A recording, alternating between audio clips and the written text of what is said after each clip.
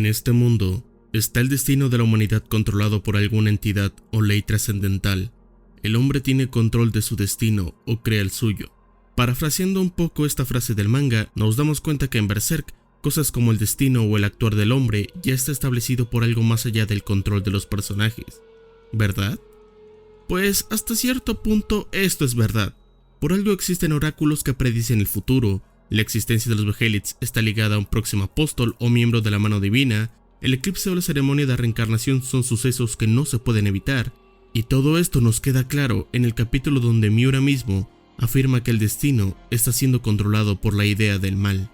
Un capítulo que, a palabras del mismo autor, eliminó por revelar demasiado. El capítulo 83, titulado El Dios del Abismo 2, ha sido el eje para muchas teorías sobre el mundo de Berserk. Pese a ser un capítulo excelente sobre la concepción de un ser más allá de nuestro poder, con recursos bastante creativos, a la larga esta idea palidece bastante con diversos temas que se ven en el resto de la historia. Poniéndonos en contexto, estamos en pleno eclipse. Griffith acaba de sacrificar a la banda del halcón, y mientras siente su sufrimiento, se encuentra con Dios. Este le afirma que se llama a sí mismo la idea del mal, que nació a partir de que los humanos buscaban razones para su sufrimiento, razones para que murieran de forma absurda, razones para la guerra, razones para la vida, todo lo oscuro de la humanidad representado en un corazón, de manera gráfica dándonos a entender que la naturaleza del ser es la maldad. Y aquí es donde pongo el primer pero. Si bien hemos de admitir que este concepto encaja súper bien con las primeras sagas de Berserk, es decir, el espadachín negro, la edad dorada y la condena, donde se ahonda el lado más oscuro de la humanidad, donde el hombre destruye al hombre, donde porque un libro lo dicta hay que torturar a aquellos que hagan cosas que no nos gusten, donde para liberarnos de este mundo cruel podemos sacrificar hasta nuestro cuerpo, donde puedes nacer en la guerra o en la esclavitud. Esta idea funciona de manera perfecta, un dios oscuro para un mundo oscuro. Sin embargo, ¿qué hay de las sagas del halcón milenario y fantasía, donde los humanos se mueven por un bien colectivo, donde hay capacidad de colaborar con el enemigo para un bien común, donde es posible trabajar para buscar la felicidad, donde los personajes en todas sus formas buscan ser mejores? En este momento debería existir una contraparte, la idea del bien, una tal vez menos grande, pero aún latente en los corazones de las personas. El que haya una idea del mal, por una parte, simplifica todo el panorama de lo que es la historia de Berserk, ya que incluso, a palabras del mismo Miura, esta no es una historia de buenos y malos, y el que haya un dios dedicado enteramente a dar razones para el sufrimiento colectivo, deja un panorama bastante contradictorio a una historia que busca reflejar tanto lo mejor como lo peor que podemos ofrecer como personas. Si esto lo simplificamos, justo en el arco de la condena, vemos a dos personajes que reflejan muy bien este concepto de un panorama más gris y que no se inclina tanto a lo bueno o a lo malo, con los personajes de Luca y Nina. Ambas son prostitutas que trabajan afuera de una sede religiosa. Por un lado, Nina representaría el lado oscuro. Temerosa por su enfermedad de transmisión sexual, pasa sus días en orgías tratando de olvidar en el mundo cruel donde está, y también olvidando esta enfermedad que la posee y que está próxima a matarla. No temen vender a su propia pareja o a sus amigos con tal de que ella salga libre. Y por otro lado tenemos a Luca, representando la bondad y el perdón.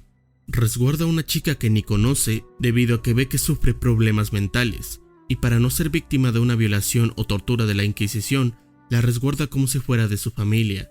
Es capaz de dar hasta su vida por los suyos, cuando protege a sus amigas de los inquisidores, y hasta le perdonó a Nina sus malas acciones, hasta tal punto de casi sacrificar su vida para que ella viviera. Al final Nina, arrepentida, decide pasar sus últimos días con su pareja, disfrutando del mundo, y Luca estableció un nuevo negocio lejos de la prostitución. Esto refleja perfectamente lo que es Berserk, un mundo que puede ser cruel y justo, uno de desesperanza o apoyo. Esto enriquece bastante la historia, dando un panorama mucho más interesante. Por otra parte, la existencia de una idea del bien queda descartada, ya que es la propia idea del mal quien afirma controlar el mundo, la historia y el destino para sus propósitos. Es decir, que no puede existir una idea del bien si ésta ni siquiera puede influir de alguna forma en las personas. Así que mi primer pero con la idea del mal es su propia inclinación a lo que se concibe como su nombre lo indica, a la maldad, la oscuridad, lo dañino, cuando en la propia obra hemos visto diferentes matices que contradice esto. Creo que en caso de querer incluir a este dios, no se lo hubiera denominado como bueno o malo, solo el fruto de los pensamientos del hombre, que en su mayoría pueden ser pensamientos oscuros o bondadosos, dependiendo la época, porque no podemos comparar todos los pensamientos de la gente en Midland, donde se vivía una guerra de más de 100 años, con los pensamientos de la gente en Falconia, donde personas de diferentes lugares del mundo conviven en paz. Y si la idea del mal se alejara de este concepto como del bien o del mal, centrándose únicamente en lo que es los sentimientos humanos, eso dejaría constancia de que es la perfecta representación del mundo de Berserk, algo más allá de nuestro entendimiento, pero que existe gracias a nosotros. El segundo punto a tratar es la causalidad, el destino, que el hombre es controlado por esta idea del mal. Al finalizar el capítulo, la idea del mal le dice a Griffith que manipuló la historia para que Griffith naciera en el contexto idóneo. Creó a las personas como la banda del halcón o Guts para encaminarlo, y en resumidas cuentas, creó toda una realidad perfecta para Griffith, el elegido de alas negras, y se convirtiera en Femto, dejando en claro que el destino existe y no podemos evitarlo. Este tema es más complejo y tomando como válido por muchos fans de la obra, ya que al final hay muchos sucesos y diálogos que aún sin la existencia de este capítulo 83 confirmarían la existencia del destino. Las predicciones de Zod de que aquel que tenga el huevo carmesí será el nuevo miembro de la mano de Dios, que Skull Knight dijera que la ceremonia de reencarnación o el eclipse no se pueden evitar, los oráculos como Sonia que predicen lo que sucederá en el futuro, o incluso el final de la batalla entre Ganishka y Femto, en donde pareciera que todas las decisiones de los personajes fueran predestinadas para servir a la mano de Dios. Ganishka sacrificó su humanidad para convertirse en un monstruo que pudiera controlar a Griffith, y Skull Knight esperó el momento indicado para atacar cuando estuviera solo, y estas decisiones de manera irónica hicieron que el ataque de Skull Knight fuera directo a Ganishka, y esta abriera un portal al mundo astral, creando así Falconia, la ciudad de Griffith. Entonces no hay duda, no se puede escapar del destino, no tenemos control sobre él. Entonces la idea del mal falla en posicionarse en algo tan ambiguo como el bien o el mal, pero su poder encaja perfectamente con el mundo de Berserk, ¿verdad? Es aquí cuando viene lo complicado. Técnicamente el destino no existía antes, ya que como menciona la idea del mal, él fue creado por los humanos, por su necesidad de tener razones para vivir, y sus sentimientos oscuros. Ergo, que si esta idea deforma el mundo con un futuro establecido, quiere decir que antes de su creación no existía tal cosa como el destino, e irónicamente los humanos creamos ese ser que nos da un futuro establecido. Así que de cierta forma aquí hay un problema, y este problema se va haciendo más grande cuando nos damos cuenta de que como hay diálogos que afirman que hay un destino establecido, hay otros que afirman que algunas personas y algunas cosas pueden manejarse por la voluntad de las personas. Con esto tenemos dos ejemplos de dos personajes que forman directamente parte del mundo astral, Slann y Skull Knight.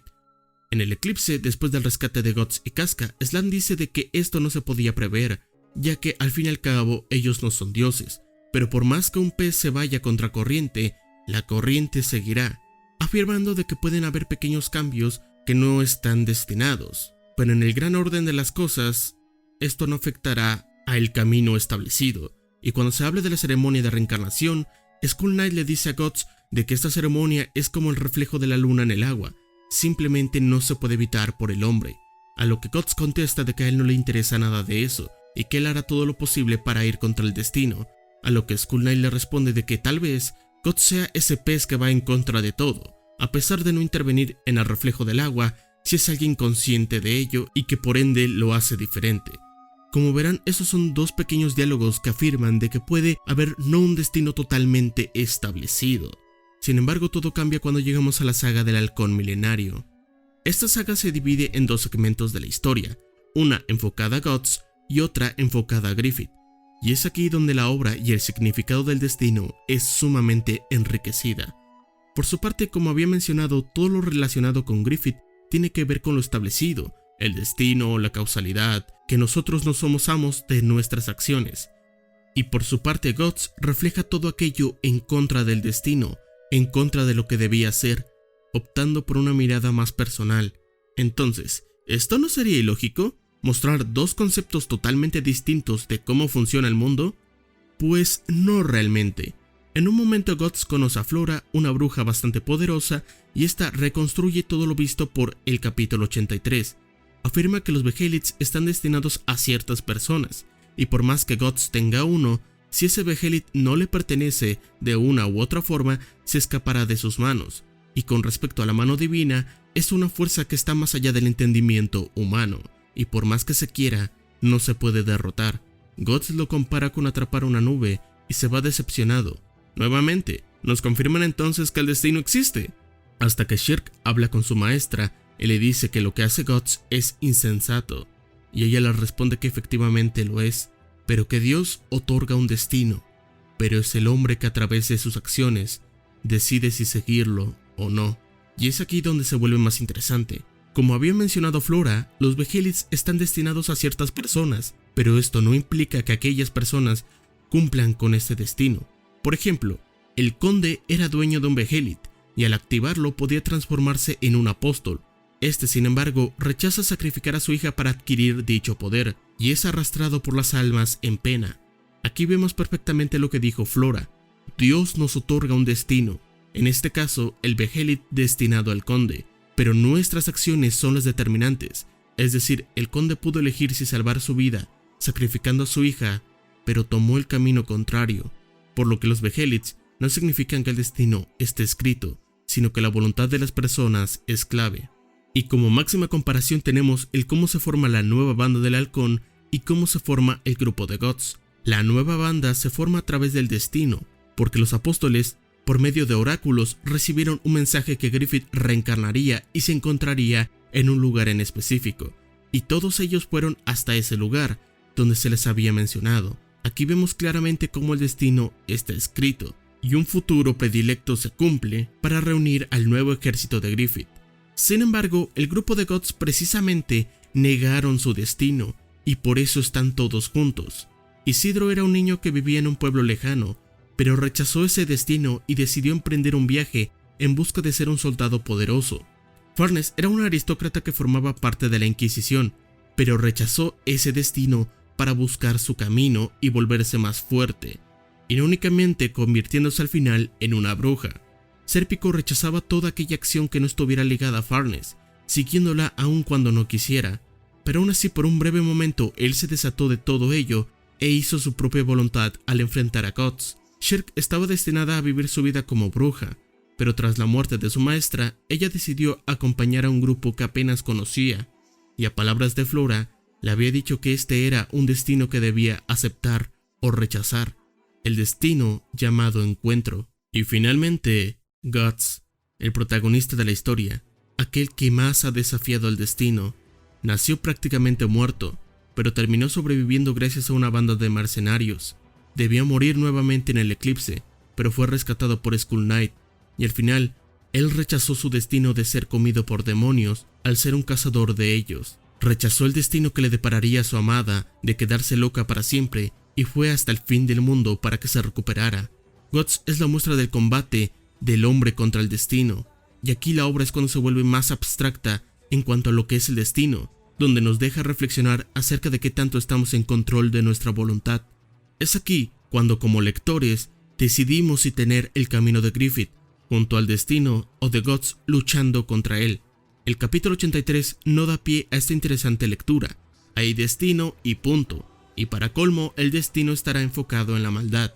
Por eso es que aunque las razones fueran otras, agradezco que este capítulo fuera removido, ya que siento que la obra se vuelve más interesante, ya no inclinándose a una moralidad, sino que mostrando todo lo que ofrece la misma, ya no siendo tan directa con qué tanto estamos anclados a algo predestinado. Con esto no quiero decir que el capítulo sea malo, al contrario, es excelente, pero termina por ser un concepto que se vuelve obsoleto en un mundo que se vuelve más y más complejo. Y el mejor ejemplo con esto es el paralelismo que hay entre cómo es la explicación de lo que es el infierno en este capítulo 83 y cómo es a posterior. En el capítulo 83, Griffith le pregunta dónde está, a lo que la idea del mal le responde: en el infierno. Es así como algunos lo llaman. Esta es solo la superficie de múltiples capas de toda la conciencia, pero tú sabes que este lugar es terriblemente humano. Este paradigma nos deja en claro que el infierno existe, que el destino existe, que la maldad es la naturaleza humana, pero Flora por su lado contrario nos deja un panorama más amplio de lo que es el mundo. Donde quizá existen aquellos lugares que llamamos paraíso e infierno, nadie puede ir tan profundo y regresar, pero tal vez más allá en el abismo, no lo sé. El mundo no solo se entiende de manera vertical y horizontal, existe algo mucho más profundo que eso, y no podemos pensar que todo es material, ni regirnos por un solo dogma. Hay que aceptar los grandes enigmas y observar toda la creación que hay en el mundo. Ese es el camino de la brujería. Así Flora deja un panorama mucho más amplio para lo que significa el mundo, el significado para lo que pueda deparar la vida. Por eso el capítulo 83, pese a sus virtudes, es innecesario en un manga que invita a disfrutar aquello que no podemos comprender, que podemos cambiar. Yo soy Crollo y nos vemos en otro video.